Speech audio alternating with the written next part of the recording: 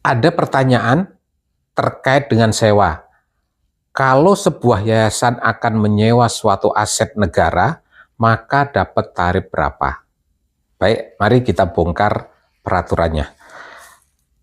Peraturan Menteri Keuangan nomor 115 tahun 2020 terkait dengan pemanfaatan BUMN. Yang pertama, kita bisa lihat terkait dengan siapa yang bisa melakukan sewa. Di pasal 10 itu disebutkan beberapa pihak yang bisa menyewa aset negara atau BUMN. Nah, salah satunya adalah yayasan. Kembali ke pertanyaan, kalau yayasan ini akan menyewa, maka tarifnya berapa? Kita bisa langsung masuk terkait dengan formula atau dasar perhitungan besaran sewa. Ternyata di dalam peraturan PMK 115 ini yang dijadikan patokan bukan bentuknya, tapi kegiatan usahanya.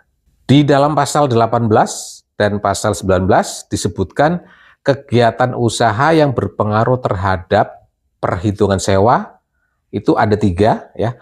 Yang pertama bisnis, yang kedua non bisnis, dan yang ketiga adalah untuk kegiatan sosial. Tentunya pertanyaan akan melebar terkait dengan apa itu bisnis, apa itu non bisnis, dan apa itu sosial. Di PMK ini sudah dijelaskan secara rinci di pasal 20. Bisa dibaca secara detail, tapi sebagai gambaran umum, kegiatan bisnis itu kaitannya dengan karena adanya kegiatan untuk mencari untung.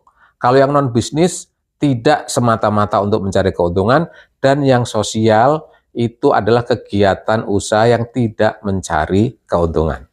Kembali ke pertanyaan inti, jadi berapa tarif untuk bentuknya yayasan? Nah, setelah kita kupas satu persatu pasalnya, ternyata pertanyaannya ini kurang pas.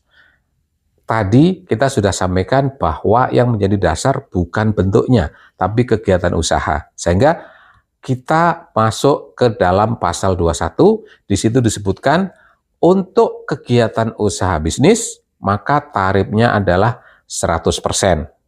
Kemudian yang non-bisnis 30-50%, dan yang sosial 2,5%.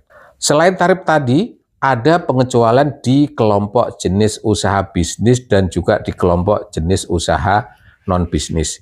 Jadi, kalau kembali ke pertanyaan awal, berapa tarif untuk yayasan? Maka jawabannya adalah tergantung dari yayasan ini kegiatan usahanya apa. Apakah dia sosial, apakah dia bisnis atau non-bisnis. Maka nanti baru masuk ke pasal terkait dengan tarif untuk kegiatan usaha tersebut. Mudah-mudahan bermanfaat, dan bagi yang ingin bertanya lebih lanjut atau mungkin ada masukan, bisa tulis di kolom komen.